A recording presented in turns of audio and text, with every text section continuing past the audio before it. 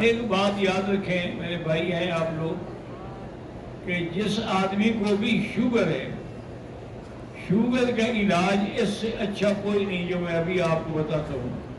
ایک ڈاکٹر ہیں، وہ اب بھی یہاں جتنے بھی موجود ہیں، انہوں نے کہا کہ میری شوگر اتنی بڑھ گئی تھی کہ میں 4 دفعہ انسولین لگاتا تھا، لیکن مجھے ایک بزرگ ملے، دیکھا کہ پریشان ہوں، تو انہوں نے کہا کیا بات؟ میں کہا شوگر اتنا بڑھ گئی ہے کہ میں دن میں 4 دفعہ انسولین لگاتا ہوں۔